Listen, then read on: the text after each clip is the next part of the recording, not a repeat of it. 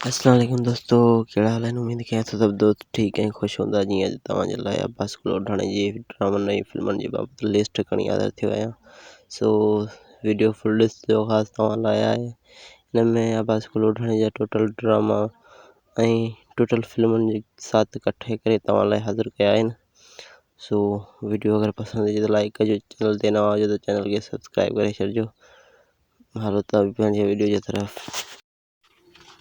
जी दोस्तों, त पोइ अब्बास कुलवठाणी जी पहिरीं ॻाल्हि फिल्म जी कंदासीं त अब्बास कुल जूं टोटल केतिरियूं फिल्मूं आहिनि। सो हुन स्टार्ट त सोलो प्ले खां कयो हो, पर तव्हांखे फस्ट में फिल्मूं ॿुधायूं था। पहिरीं हैदर आहे, पोइ आहे विछूं बाबा, पोइ दम, पोइ लकीर, मालिक साईं, मोहब्बत जी फतह, शेर दिल हींअर ईद ते आयो हुई। 7 फिल्मूं कयईं ऐं हाणे ड्रामनि जे बाबति हलूं था।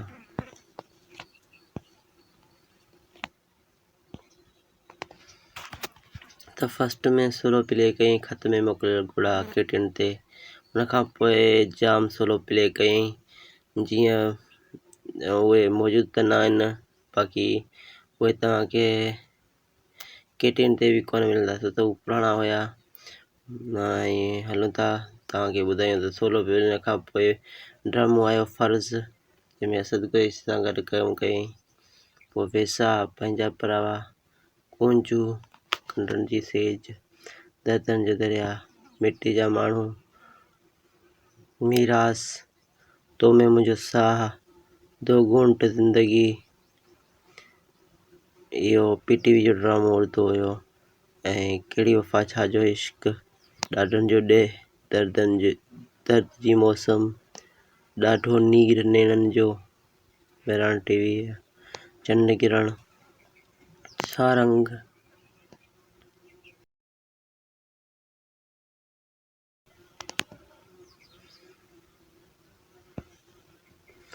लालच, वसन वेड़ीजा, दर्दनि जो देस, खुददार, सिंध जाई, सरकार, मोहब्बतनि जो बाग़, जोगी जा यासूं। ही स्टेट ड्रामो आहे ऐं पियो आहे सिंधु वर्ल्ड चैनल ते। स्टेट ड्रामो शहंशाह शाह ऐं अब्बास कुलवठाणी गॾु कयो। ऐं उर्दू ड्रामो हींअर कश्ती हले पियो मन TV ते। हुन में हाजन प्रेमी ऐं अब्बास कुलवठाणी ऐं ॿिया काफ़ी आर्टिस्ट आहिनि। बाक़ी पापनगर जी रिकॉर्डिंग हले पई, या स्टार्ट न आहे कयो, शायदि ईद खां पोइ हलाए सघनि था। सो इहे हुया अब्बास कुलवठाणी जा ड्रामा ऐं फिल्म। जे तव्हांखे अॻियां ख़बर हुजे त कमेंट में ॿुधाए छॾियो। बाक़ी मूंखे एतिरा यादि हुया जो मां तव्हां लाइ खणी आयुसि।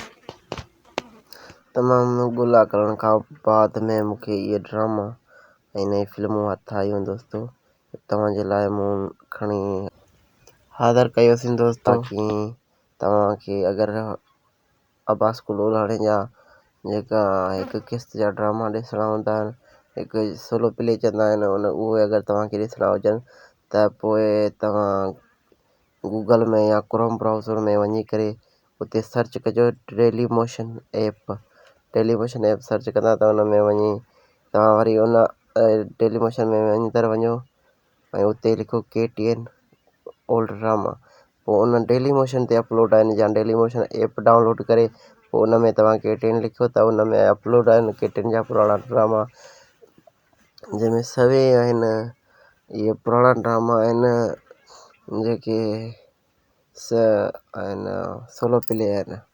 इहे ख़ासि तव्हां लाइ अपडेट हुई। बाक़ी जिते हुजो ख़ुशि हुजो, आबाद हुजो।